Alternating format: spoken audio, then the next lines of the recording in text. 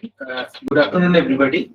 Uh, I welcome you all to this Institute Colloquium, and we are very privileged to have Professor Atulasimha from Virginia Commonwealth University, who will be speaking on classical and quantum computing spins and spin ensemble. I request Professor Anjan Verma, Dean Faculty, to kindly introduce the speaker.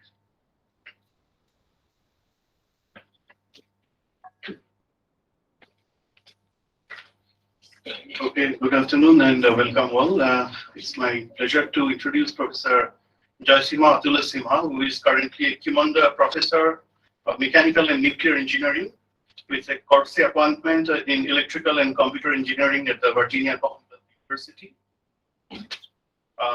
Professor Atulasimha did his BTech in Aerospace Engineering from IIT Madras, following which he did a PhD from University of Maryland College Park, and I think that too in aerospace engineering. And then he did postdocs in Queen's University, Canada, Royal Military College, and North Carolina State University before joining Virginia Commonwealth University. So it's a great transformation to me from aerospace engineer to sort of quantum person. And then his current research interest includes nanomagnetism, spintronics, nanomagnetic memory, neuromorphic computing, and quantum computing. He's a fellow of the American Society for Mechanical Engineers, and IEEE senior member and past chair of the Technical Committee on Spintronics of IEEE Nanotechnology Council. And as Professor Mitra said, he's today going to be talked about on the quantum and classical computing using spin ensembles.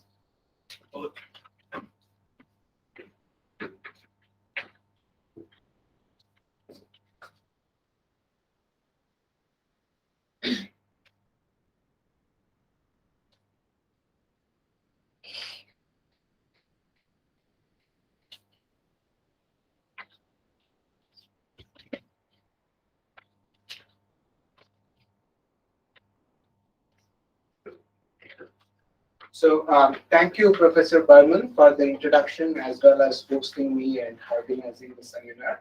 Thank you also to Ensembles Institute for the exchange program as well as arranging the seminar. I'm very privileged to be here and excited to be presenting some work and hoping that we could grow this collaboration process. So I'm Atul. I'm, as mentioned, in the Virginia Commonwealth University. And I've always worked on some kind of spin system or magnetic system or other. So for the purposes of today's talk, we will look at encoding information in spin, that is, let's say, the magnetization orientation, up and down states. And we will try to traverse all the way from a single spin to a collection of spins, which is a coherent nanomagnetic state. The two main ideas or mechanisms that I am interested in is voltage control of magnetism. One way of doing that is by using strain. So the idea here is you have a piezoelectric substrate, you apply an electric field to it that produces a strain. The strain is then transferred to a magnetostrictive material, so the lattice is stretched. And because of the spin orbit coupling, you have a magnetoelastic effect. And from that, by manipulating the strain state of the lattice, you are able to rotate or manipulate space.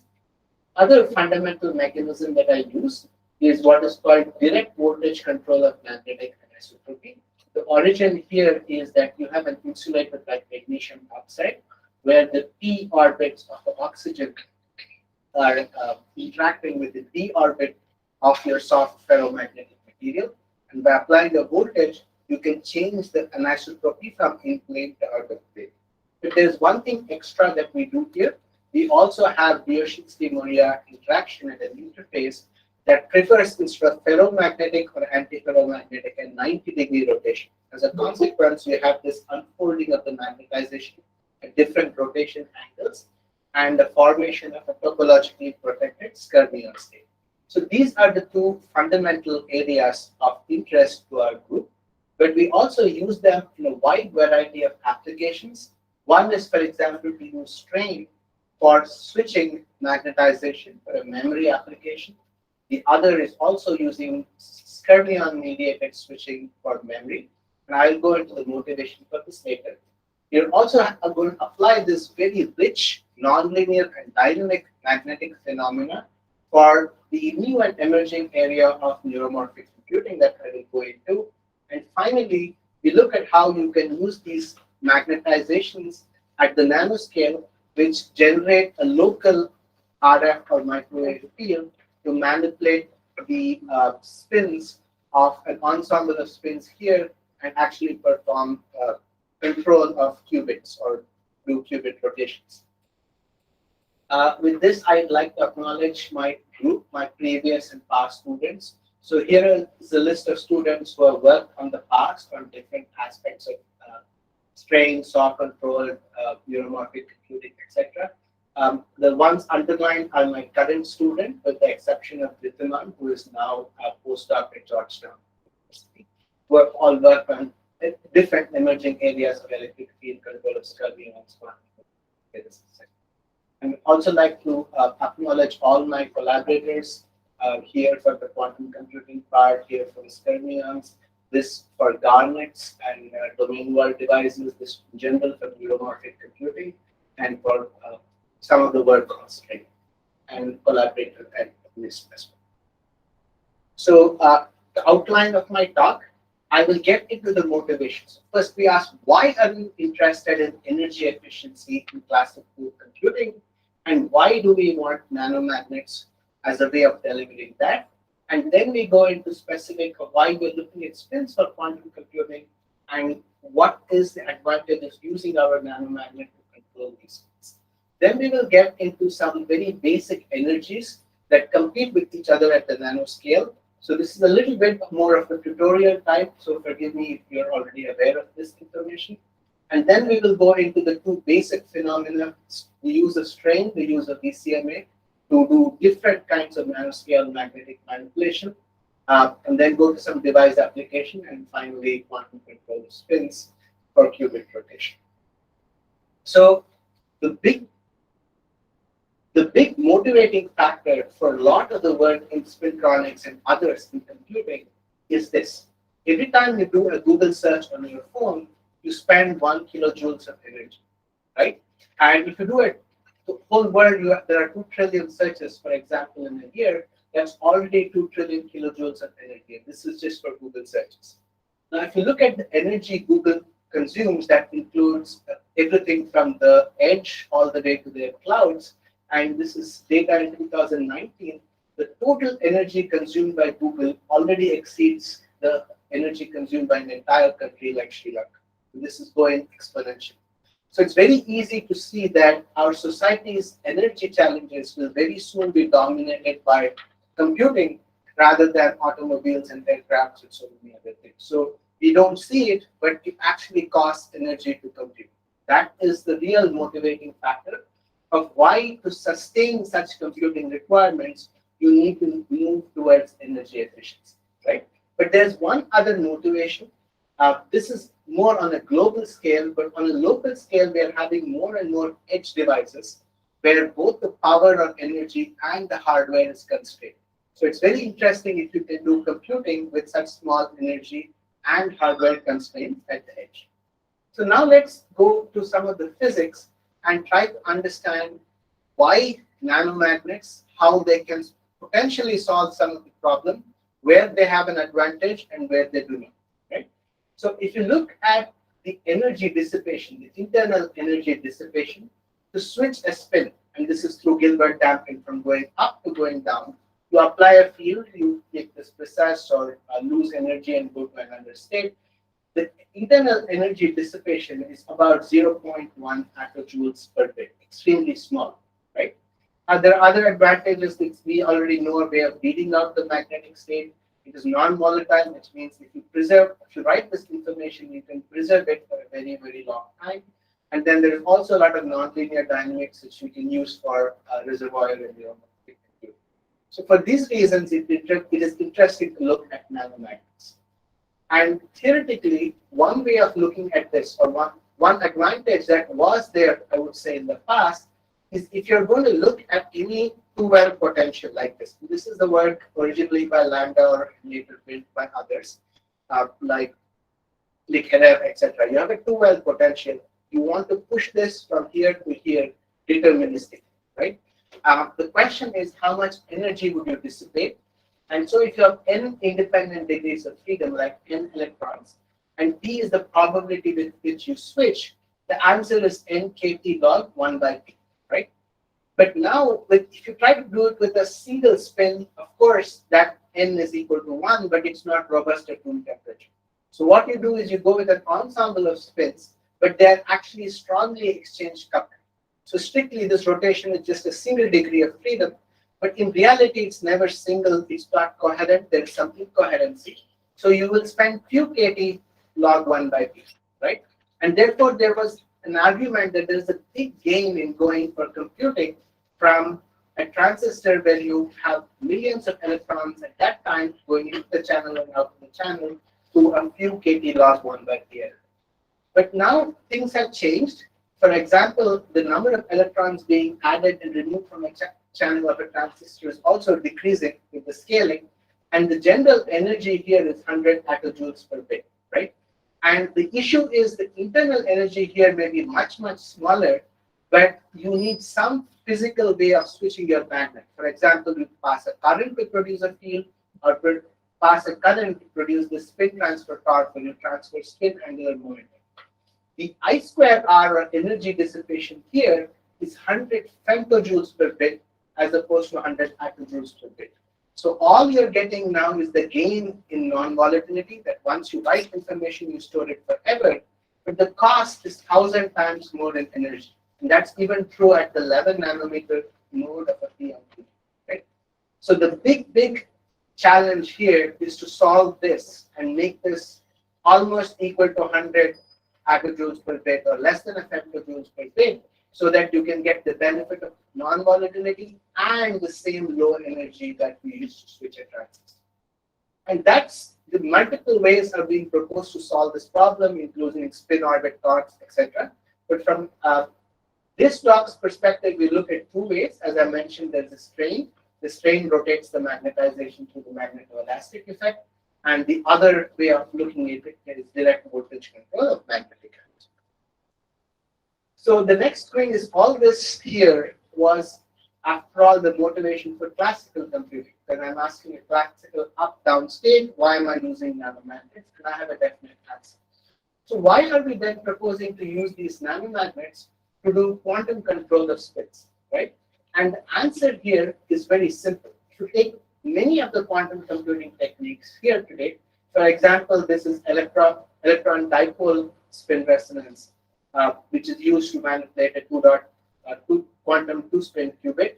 And then here is another technique where they wanted to drive ND. So instead of using a microwave, they actually use spin waves and use the emerging the magnetic field or EM field from the spin wave is then used to excite the NDs to different transition states. And here is another example. If you have a multi-qubit transmon, you need multiple microwaves, all of them at different frequencies, so that you can access each of these qubits or ancilla bits and so on. So our hypothesis or idea is, instead of having microwaves generated somewhere else and conveyed to different qubits, and also there you have to have frequency separation so that each of them affects a different qubit, why not use your tiny nanoscale magnets? What happens with this magnet is, let's say the magnet just goes from up to down. It's doing this, right? So what it is doing is, if you actuate this at some frequency, a gigahertz or so, you're producing a local microwave, which is not a far field. It's near field. It's like through dipole coupling, acting on the spin qubit here, right? So, and doing that, we can do coherent rotation. So this is exactly like NMR or PSR, but we are doing it locally rather than doing it from a distance. And if you go back to the spin transfer torque technology, we already have a solution where we have a crossbar architecture where we can apply a plus V here and a minus V here and specifically excite only one magnet on the crossbar. So imagine all these magnets, many of them are on a crossbar. You can pick a particular pair of magnets and that will only affect this qubit, it will not affect any other qubit. So that's the motivation for our looking at using nanomagnets for quantum computing. So with this, I'll just go over some very basic energy terms that we will be using in the rest of the talk. The idea here is what are the energy terms of interest. So if you look at our nanoscale magnets, anywhere from 10 nanometers to hundreds of nanometers, one key factor is exchange. Exchange is what wants the magnet to stay as a coherent single domain state. We also have a demagnetizing field or a shape energy which wants it to, for example, point along the long axis and not the short axis, point in plane if it's a film, and then also have vortex states if it's relatively large, because the exchange penalty increases but at the cost of huge decrease in demagnetizing field. We also have the perpendicular anisotropy energy, which is a surface term that anyway comes, for example, when you have MgO and then you have the soft ferromagnet. That's a uniaxial perpendicular anisotropy term. Of course, you have the Zeeman term if you have a magnetic field, and you have one other term. In addition to exchange and PMA, exchange wants them to be parallel, PMA wants them to point up. If you bring in the Dioshensky-Moriah energy term, it wants the spins to be perpendicular. So this spin and the neighbor interacting through a heavy metal. If they're perpendicular, the energy is minimized, right? So there's a competition between exchange and DMI, which then makes your spin slowly tank and form this fermion state. So these are all the terms that will be useful when we interpret some of our results. Of course, you can have a Neal or a block kind of fermion. And for the magnetization dynamics, we are going to use Landau-Lifshitz-Gilbert equation, which is the mixture of the Lambert precession term as well as more empirical Gilbert damping term that looks at the energy dissipation. And all these anisotropies that we have, including thermal noise, which we can be dumped into this H effective. So when you have any potential formulation, del E by del M gives you an effective field due to stress anisotropy, etc. Whereas thermal noise is also added in this effective field to then calculate magnetization dynamics. So the other two terms are, of course, for stress. You include a term like this, and for the voltage control of magnetic anisotropy, you include a term like this. So in summary, we have magnetic orientation or spin transfer, spin textures in nanoscale magnets, which are controlled by these various energy terms. Such energies can be changed in 10 to 100 picoseconds with a voltage. So this is really 10 gigahertz to 100 gigahertz control. But what happens due to changing this energy is you change the effective magnetic field without really applying a magnetic field. And in the first place, applying this magnetic field costs a lot of energy, so you don't do that. And the magnetization response, which is really coming from how slow or fast the magnetization responds to this effective field, is typically of the order of few gigahertz or less than 10 nanoseconds.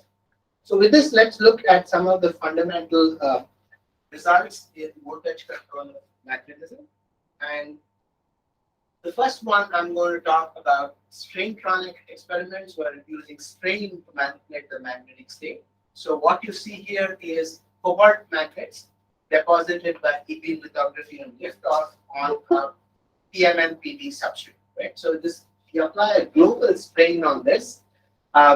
If you had just these isolated magnets and you applied a strain, the magnetization rotates to the hard axis, but it can either come up or go down, right? So we don't have a specific orientation, but you can still see some magnets rotate.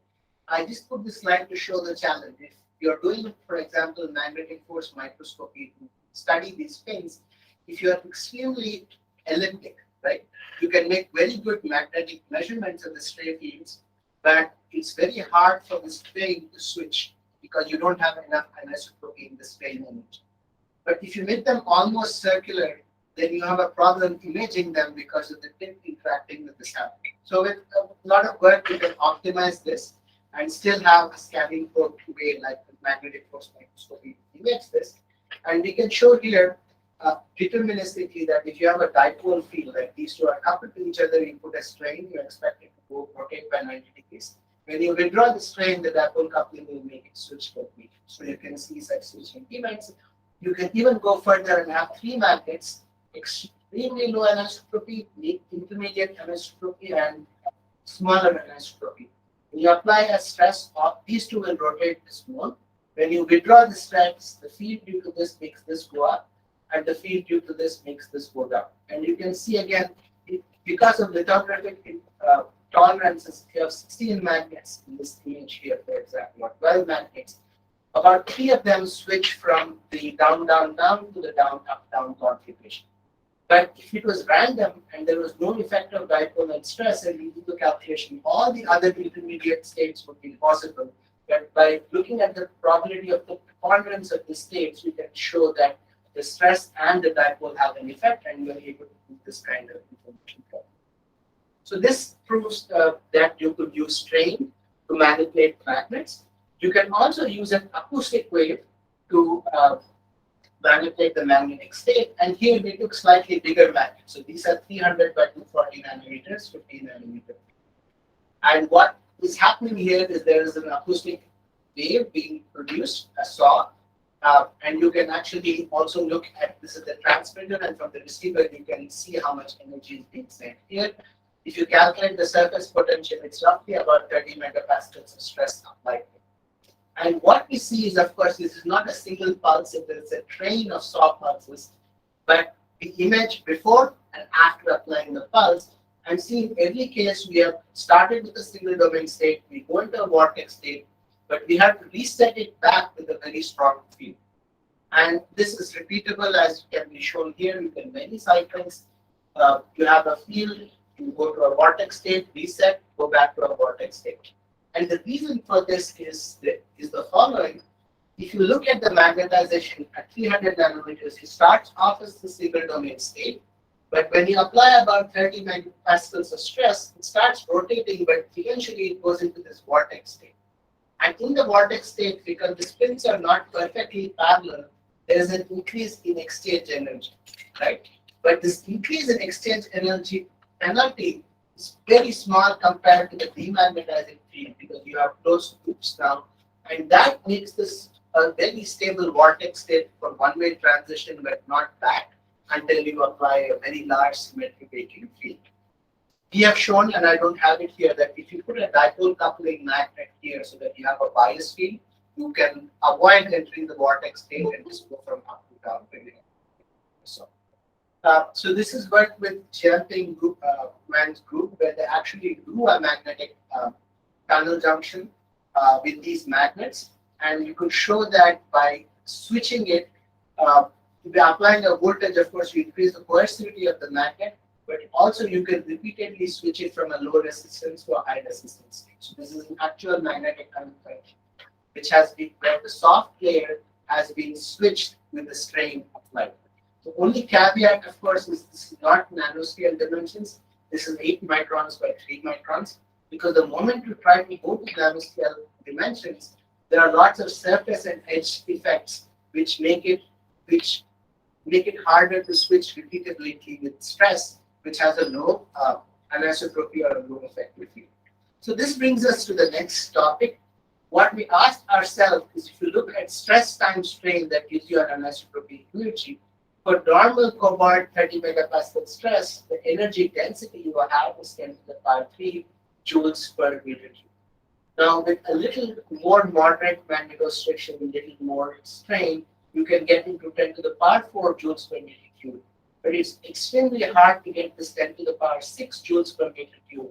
But you need this kind of energy density for a simple reason. You want your bit to become smaller and smaller, right? So if you have a nanomagnet which is only 100 or 200 nanometers across, and the thickness is 1 nanometer, the volume is small, but you still want your anisotropy times the volume to be 1 electron volt or 40 kV. And in order to do that, we need these large anisotropies. So this is one of the reasons we try to look at two things: either use strain in a dynamic mode, or go to voltage control of magnetic anisotropy, where you can get large PMA as well as VCMA energy densities. Right? And that brings us to the next work on manipulation of Scormulus. So here what we have is samples grown by Commonwealth group, which is the key thing here is the iridium manganese CoFi-B interface has exchange bias. That's why you don't need to apply a magnetic field when you're imaging the fermions. In addition to the exchange bias, it also gives you DMI at this interface. It's a low DMI, which is good because you get 500 nanometers fermions, smaller spectrums. And then at the NGO CoFi-B interface, you get PCMA as well as PMA. So it gives you PMA, which is why your perpendicular anisotropy. And by applying a field, you have this AL203 so that you can apply the field and maintain ITO because it's transparent. What more. And then the other thing is the CoFi-B is not a single thickness. Along the substrate, there is a gradation at an angle. And the reason is that way you can find the optimum CoFi-B thickness, which gives you fermions zero magnetic field. So this is also, if you want to do transport measurements, you have. So what was done is first look at the anomalous Hall effect resistance. And if you see, if I draw the zero line here, it's asymmetric about it. It is shifted, that is coming from the exchange bias in the CoFi-B iridium manganese. The other interesting thing you see is in some of these materials, because of the bias, you have at zero field, but you have already started switching, right? You are not at the saturated region in this, which is why these may be more amenable to finding fermions at zero applied. And sure enough, we could find fermions, and with more imaging, you can show that these fermions do show this current on the effect. But there's another proof that these are indeed fermions. What we did with our magnetic force microscopy is take a cross section of the sample, then just go across and image the static magnetic field. So this is the measured magnetic stray field profile in the z direction.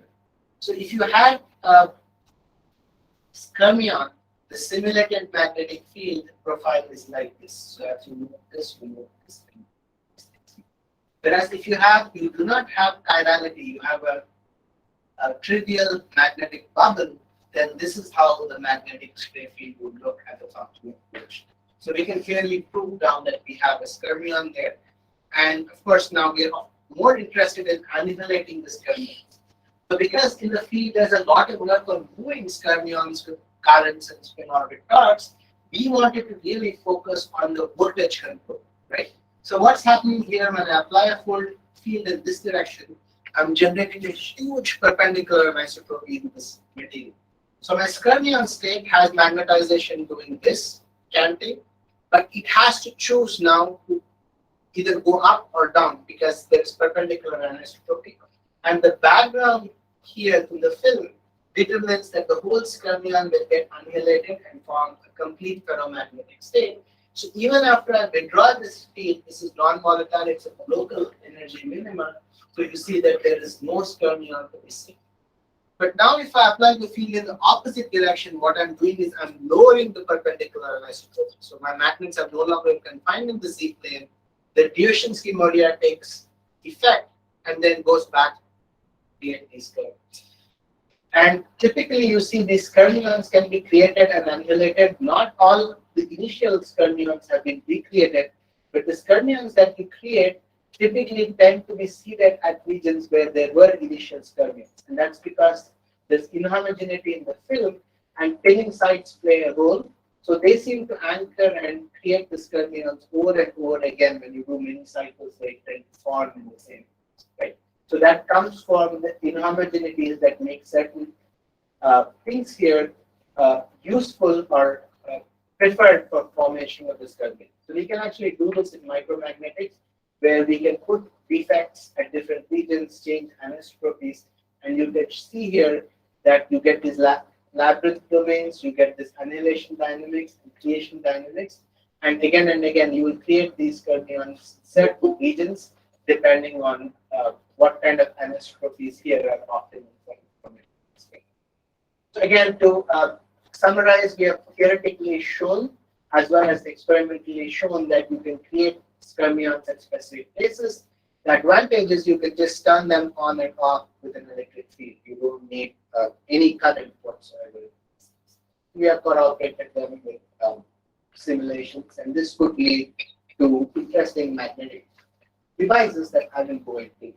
So now we step out of the basic work on control of our magnetic states using strain and using voltage control of anisotropy, and see with our nanomagnets and with our skermions what kind of actual practical devices one may be able to. There's a lot of physics and dynamic effects here as well. So we followed a more simulation effort first to prove why we are getting into this. So typically in a skermion state on a film, let's say I have a skermion here, and I increase the anisotropy or reduce the anisotropy, the skermion will become bigger or smaller, right? But you cannot really annihilate the skermion because it's topologically protected on an infinite film where there is no inhomogeneities, edge roughnesses, etc. But now consider you don't have any inhomogeneity, but you have a boundary. When I say boundary, I'm talking of a nanodot, which is like say 100 nanometer, and there's a there's no background film here. And what we found is accidentally when we were trying to look at this, let's say you start with a ferromagnetic upstate, right? Because there's PMA and you're stabilized, you put a large PMA, you have this ferromagnetic up, you start reducing your anisotropy. So the core is going to stay up, but the periphery already has this because of the stray fields. So at the moment you lower the anisotropy, it will form a skermion with the core pointing up and the periphery pointing down, right? This is what you will get here. But now when you increase the anisotropy again, the periphery is the more dominant or larger area, and the periphery moves in and squishes the core. So you have periphery pointing down, core pointing up, periphery moves in, and then squishes this and forms a pure ferromagnetic state pointing down. In fact, you can show that if you repeat the process of, you will go to a skermion state intermediate next, where the core is, instead of pointing up, the core points down. So you can invert your skermion, go from Q plus 1 to Q minus 1. You can also go from initial spin up to spin down. But what's the practical interest or application of this? So if you really look at voltage control of magnetic anisotropy, they have this very important problem. Your magnetization is up, you put a voltage, you bring it down. But once you bring it down, you have no control whether it goes back up or it goes back down. So you cannot deterministically switch it. So what you do is you put a field in this direction so that when you're coming in plane, you precess around the field at the right time, you draw and you go down. Right? So this is what VCMA memory device does. But there is one problem. Whenever this rotation is nice and coherent, you can time your pulse. Even there, because of the stochasticity, there are always some which come back.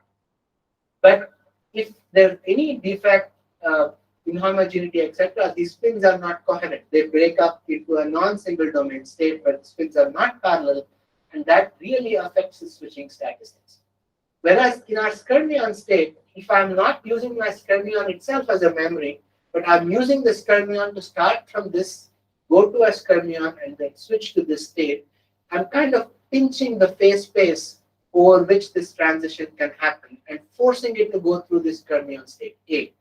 And B, I recognize the fact that anyway there's going to be incoherence. Incoherence is bad, but instead of going to a random incoherent state, I go to a known skermion state through which my transition is well controlled. So you can see we did these thermal simulations of switching percentages where we put a little more defect and dislocations and edge roughness so that we can prove our point with a smaller number of simulations. And in the traditional VCMA switching scheme, very soon with thermal noise and disorder, you see the switching goes from almost 100% to 98, 97, which is really bad for memory. Whereas with the skermion mediated, even after putting in all this thermal noise and inhomogeneities, you can see that the switching is really still error-free, and that's a very interesting thing for memory. So we have also done other things, for example, shown how fast the switching can occur. For example, when you scale from 100 nanometers to 50 nanometers to 20 nanometer dots, the frequency at which you can switch can go up to like 60 gigahertz. That means you can do 10, 20 nanosecond switching. One thing we noticed is if you have a very small dot, which is 20 nanometers, you need large DMI to form a Scormulus, even an intermediate one. But we can even solve this problem because in the conventional field, people go for ferrimagnetic Scormulus, not ferromagnetic Scormulus, because you don't have background stray fields from your film, and you can go to a 10 nanometer Scormulus. But our case is the opposite. We have no background from the film, it's just an isolated dot. So if you increase the MS, the stray field actually wants you to go away from the perpendicular state, and that helps DMI. And so with the practical DMI, you might be able to scale down to 20 nanometers and switch very fast. So our current work is really trying to show if we can take this 100 nanometer, few hundreds of nanometers, and show that in a confined structure we can do this switching. So that's where we are here. And with the strain, I explained that the strain itself does not have enough anisotropy, but there is a way to solve this problem. So imagine you have a magnet with perpendicular anisotropy or magnetization points like this. You apply a pulse of acoustic wave, right? So in the first cycle, you do this, the second cycle it will, and as long as you make your soft frequency coincident with the ferromagnetic resonance frequency, you can acoustically drive ferromagnetic resonance and get large deflections, right? So when you have a large deflection, you need a very small spin current to switch it, and this is how we can work with scaling our devices. So this is some things, of course, that we are building the SAW devices and eventually going to test it and also test it with Professor Bergen. But here, I have also some simulations to show something interesting. That if you break this up into many inhomogeneous domains, initially there is dephasing, right? But as your rotations gets larger and larger, the exchange penalty is so high that the magnet wants to kind of go in a coherent manner, and that's actually a good thing because these inhomogeneous and defects don't affect your the efficacy of this kit. Moving on, there are other applications we are interested in. For example, in neural networks, one of the challenges is that you have all these large weight multiplications that have to be done, and then you have to sum it and then give it to the next neuron and so on. So people are thinking of not fetching this information from somewhere else, but coding it locally in non-volatile memory. And a good candidate for such non-volatile memory is a spintronic device. But with an NTJ, you just have an up and a down state. But with, for example, a domain wall, you could have 5 or 6 states. And I won't go too much into this, but what we have shown is that when you use, for example, a combination of spin orbit torque and DCMA, SOT drives it, DCMA is used to arrest it. You can stop these domain walls at different positions, except that you cannot deterministically stop it somewhere. You get a kind of stochastic behavior, right? So you're applying a certain voltage, you wish to stop it here, but you don't exactly stop it here, there's a spread. So you need to work with some very, this is in computer science, they develop these algorithms, which when you recognize something, if you don't recognize it right, you back propagate, right? And then you do it on very high accuracy weights. But once you do that, you can translate it back into a low accuracy quantized state and encode it on your physical device, like hardware. And we show that if you get this algorithm right, you can actually see here that the floating precession with 32 bits gives you extremely high accuracy. Even with our 5-state magnets, we can come very close, right? So with binary, of course, you have a loss of accuracy. With ternary, it gets better. But with 5 states and the right learning algorithm, you can actually go very close to what you have with state of the art, which is interesting to build these networks out of domain wall and spintronic devices. You can also use this idea of reservoir computing. And the idea of reservoir computing is simply this. In this case, for the collaborator, we are looking at a device where we are using a frustrated magnetic state. So you change the input and the frustration changes. And from here, you are able to kind of recognize some input patterns. Another way of doing it is, again, what I'm interested in looking, where we have a bunch of dipole coupled magnets, right? So when you have any information, you send this information, which is a time domain signal, to your input magnet or magnets. but that information doesn't stay there. If this magnetization oscillates, it makes this oscillate, and then it makes this oscillate, and that makes this oscillate. But then the oscillation will eventually come back here. So if you look at the time it takes, let's say, to propagate from here to here to here and back, and that's a few nanoseconds, then what you're applied at t equal to 0 nanosecond is coming back, interacting or interfering or mixing with what comes at t equal to 2 or t equal to 3 nanosecond. So in some way, you're able to correlate the data now from information sometime back. And this is important because if I have a sentence, I want to correlate what the fifth word with the first word and so on.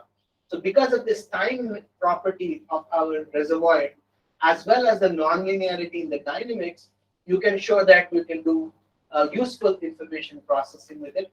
Right now, we just did square wave, sine wave, which is a trivial problem, but we are also working on certain stochastic differential equation and trying to predict the short term what it is going to be by looking at data. This is something which is called short term memory, an indication of how much time steps back you can correlate information. And we are showing this is pretty high for this system.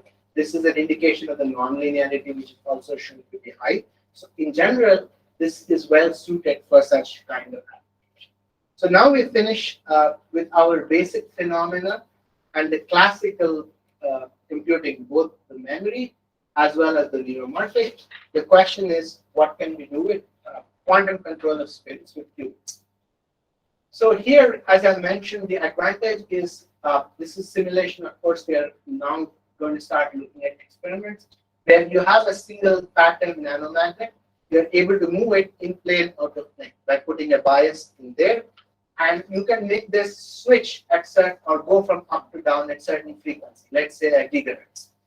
Now, as long as this frequency with which you're making the magnets move is coincident with the Lamarck precession frequency of the spin for the field in which they are kept, what's going to happen is these spins are going to go just like in NMR. You have an AC field which is here, and a DC field it gets perturbed, but AC field is moving, and this does this Lamarck precession. And if you control the number of pulses you give, you can exactly do a pi/2 rotation and a pi rotation, right? And any other arbitrary rotation. That's what we will try to do here. But there was another question that we asked. Usually, it is difficult to detect single spin, right? You can, for example, have rare earth spins here, which have high T2 times, so even at a few Kelvin. So you don't have to go to millikelvin.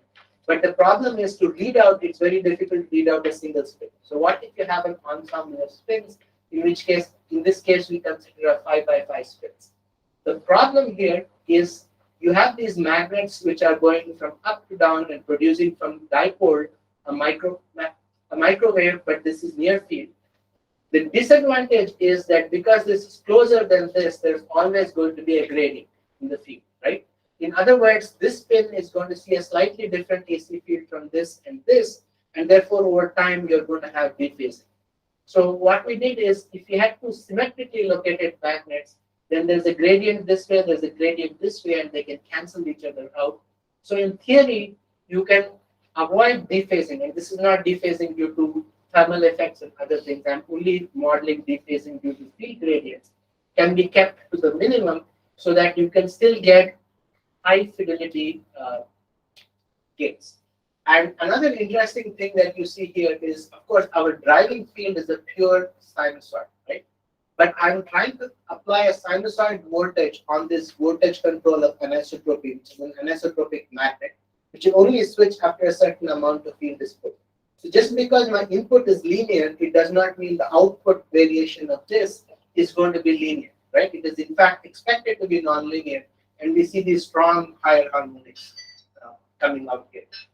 But in spite of this, what we can do is, if you time your pulses correctly, you can get large fidelities, like almost 99.99% or 99.9%. There are two tricks here. One is, if you're looking at your vector on the block sphere, right? You want your individual spin to to be precisely placed at the point you want, for which you need to do pulse shaping in the NMR sense. But the other thing is, if you're imagining you're in a block wall because you have many spins, you don't want these spins to dephase, right? Because that's why you have to control your gradient fields as well as use some of these pulse shaping techniques to minimize both. Because if you overshoot the point to which you want to come or you dephase, both this will affect the fidelity of your qubit. So you can show that it is really feasible with this mechanism to do high fidelity single qubit gain control, at least in theory. So to summarize, this voltage control of magnets is very energy efficient, whether you do it with strain or BCMA. There are lots of challenges that exist for scaling, but there are solutions as well. This dynamic effects, and which is why we are interested in looking at PR mode in many of these cases, could be very important and essential to memory as well as neuromorphic applications. And then the quantum control of spin qubits is interesting. There is rich physics, but there are lots of other things that we have to work out, open problems that we're working on. For example, I have a 5x5 spin array. Now, if I bring them too close, if they're not coupled to each other, all I'm gaining is a signal enhance, right? Because it's an individual spin, do a readout. I don't have to, if I have an intermediate state, each spin is being read out and the readout is up or down, so you're getting an average. So that's a good thing. But what happens with dephasing? If I bring these two close, I'm not talking about the magnets, but the spins, because of dipole coupling, they will dephase. But now if I put them close enough that there's exchange interaction, and one dephases like this, the other dephases like that, can I use exchange to do some kind of hardware correction and bring the spins to one orientation, so again the fidelity goes up? So these are all interesting questions. So if you ask future directions, this is just ideas out there. Getting this anisotropy control is very important because a single cobalt atom can give you 60 MeV energy. But if you put 15 cobalt atoms, you don't get your 1 eV, and you cannot get a 1 nanometer bit because the crystal field of one will quench the angular momentum, spin the orbital angular momentum of the other, and your L dot S goes down. So are there specific arrangements of these atomic systems, for example, that I was talking with Dr. Mahadevan and others to see if you could get away with very tiny classical bits? Then the other one was in the quantum computing sense, when you have this spin ensembles, a single span is not easy to read out. The ensemble is good for readout, but can you squeeze more out of it? For example, by bringing them closer, exchange coupling them, and seeing if that actually improves fidelity, because the exchange is kind of correcting for dephasing. If two dephase in an opposite way, the exchange may off. And with that, I'd like to acknowledge all the various grants that have funded me, and thank you very much.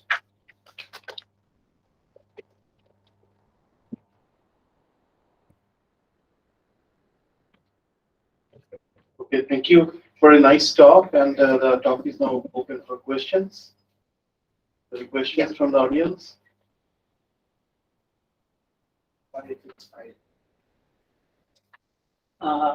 Thanks for the nice talk. Thank you. In one of your first part, somewhere I read like chiral domains are getting converted into Scormulus. Right. So what does it mean exactly? So what happens is here we are not looking at a pattern. It's almost like a film in microns, right? So if it's high perpendicular anisotropy, all my magnets are pointing like this. So there is no domain that's a single thing, as you can see with the image.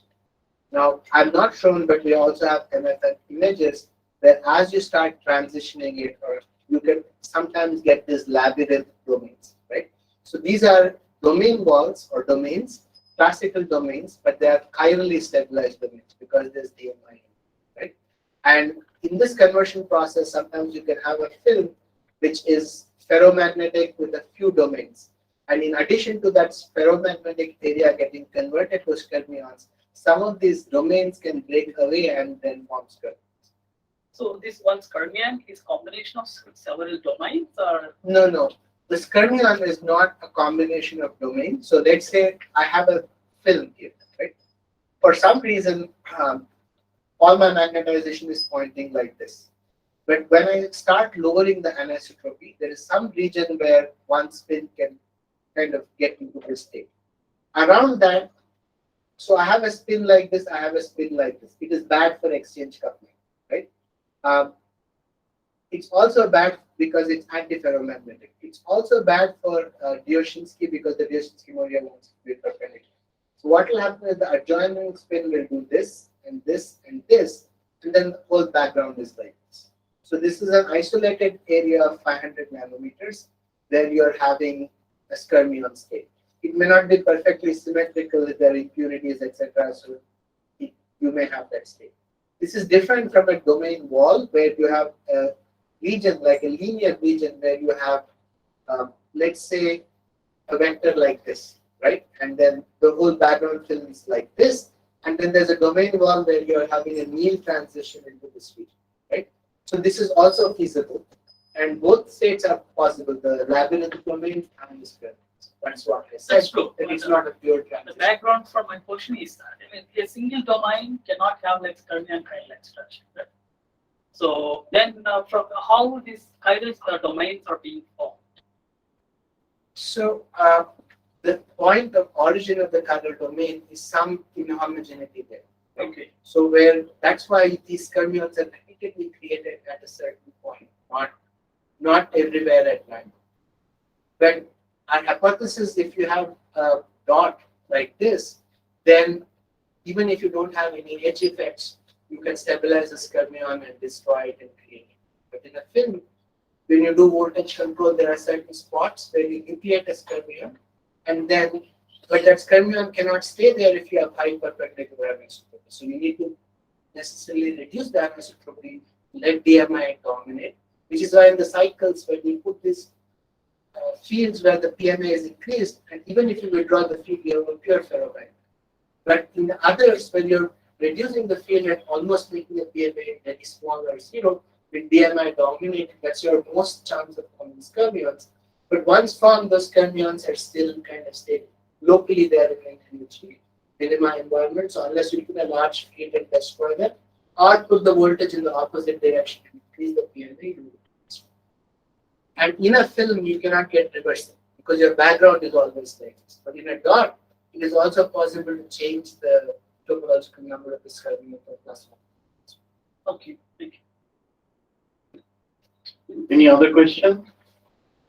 You talked about Scormulus Hall effect. Is it related to that topological Hall effect in some way? So this is more like a Magnus effect coming from spin has different orientations. So when you are trying to transport it in this direction, it is also getting perpendicular to the direction of movement. But do you also see a topological Hall effect related to Scormulus? We have not studied it. And what do you mean by this Scormulus Hall angle? Okay, so what we mean by the Scormulus Hall angle is simply this. So you are making it's not a transport measurement, it's an optical measurement from the top. You're moving the Scormulus from here to here. It has also moved lateral, right? So if you look at this angle here, the perpendicular direction versus the length traversed along the direction you're driving it, tan inverse of that is the Scormulus. So the value was around 10 degrees. So ideally it should be 90 degrees, the ideal thing. No, it will never be 90 degrees because you're having a transport which is forced in this direction. But in the process, it's also moving in this direction. So it's the larger the number, the higher the Scormulus Hall angle. We don't expect it to be 10 degrees. Yeah. Nice question. So you said that you played around with the magnetic PMA with the voltage. Right. So in which direction is your voltage? In the perpendicular? Perpendicular. to Okay, so it's just MG playing around with the energies there. Yes, so MGO 2 or 3, you put a field like this, and Exactly. you're playing around with energy, ultimately in the POPP layer. That's still you. Any other question? I have a couple of questions. Just initially, you were showing that you can control the from single domain to vortex state by using strain. Right. So can you actually play around with the pore polarization and chirality of the vortex by using? That's a good question because in the simulations, what we saw is the chirality of the vortex here has no preference because there is no DMI in this material. Right. So experimentally, you can get both chiralities. In theory, however, if you have an initial tilt like this, then it just drive it. If your initial tilt is like this, it just drive it. So but people have also shown chirality switching in the vortex. So Okay. that's primarily from the dipolar interaction. Sure. But no, these were isolated magnets, so we have not had a preference for one chirality. Right. The other one is, could you also measure the topological charge of the skermions that you formed experimentally? Yes. So the way you would do it is theoretically, of course, when you have it, you would integrate it and get this. Right. Here, if you map the stray fields and infer your skermion, you could say this is the topological charge. From this linear scan that you Yeah. So if you can infer and reconstruct your skermion, then you can hypothetically say that such a skermion gave rise to such a stray field, and therefore it's within some error bounds. I see. And the last question was in your this quantum computing part, using this qubit part. Right? So you are driving it with a sinusoidal field, and you have, let's say, a certain frequency of the field, and you are seeing some harmonics, Right. higher harmonics, and those appear with different intensity. Right. So why is that? Why these harmonics are coming, and why they have So different? this is simply to do the dynamics of your magnet. So let's say I have a magnetization here, which is standing like this because there's a large perpendicular, right? Now I'm lowering this anisotropy by applying a voltage. So my lowering of anisotropy is proportional to the voltage. But even like when you apply a field, initially you are breaking, it's kind of not rotating much because you have not overcome that anisotropy barrier. But the moment you overcome the barrier, you get a quick swing, right? So this input is linear, but the behavior of the magnet thing going from here to here is not linear. Plus the dipole field it applies is also there's a sinusoidal theta dependence. So first V to theta there is no linearity, and then theta to the actual field applied also no linearity. So the combination of these two will essentially make it. So is there any cutoff or something in these harmonics, like they will stop at some?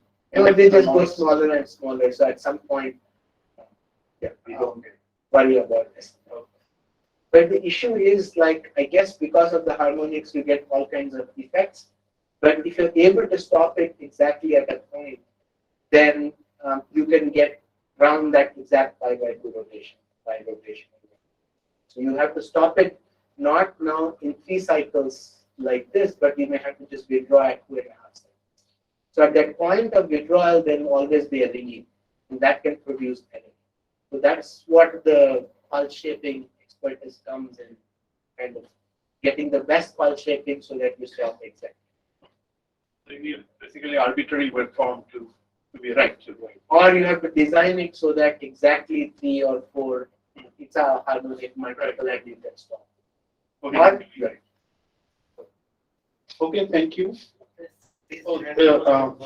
There are some questions from the online audience, so please go ahead. Jyoti, go ahead.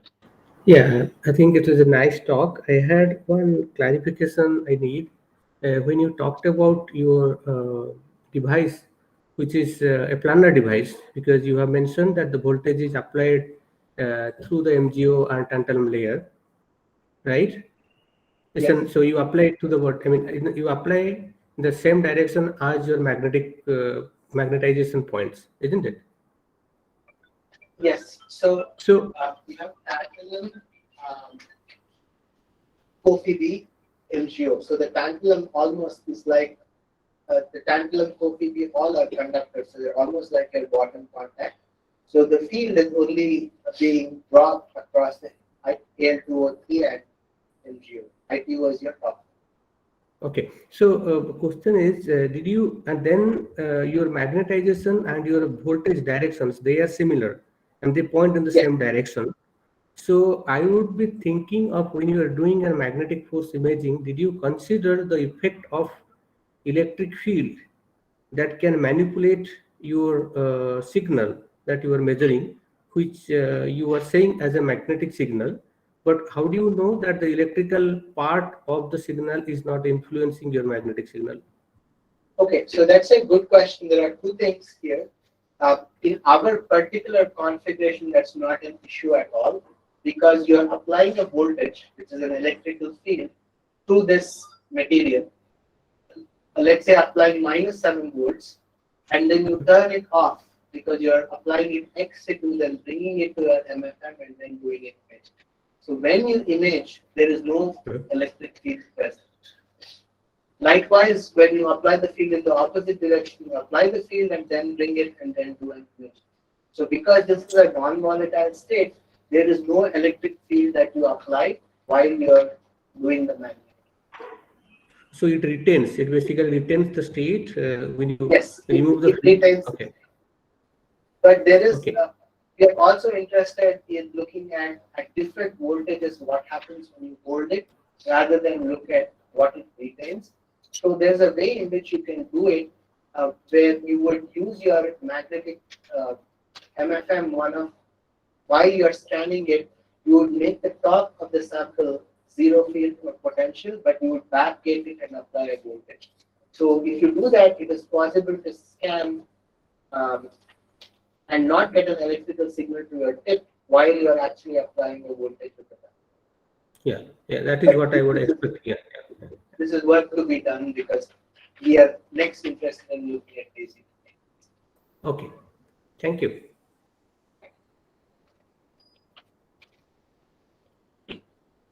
Okay, so if there is no other question, let's thank the speaker again for this excellent talk. I think we have some high tea outside. Thank you very much.